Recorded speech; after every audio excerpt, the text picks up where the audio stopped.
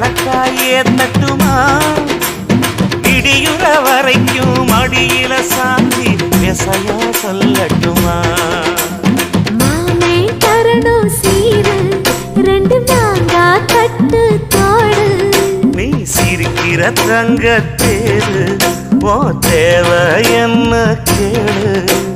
வெடல புள்ள நானும் ஒரு விவரம் கேட்க வேணும் ஏதன்னா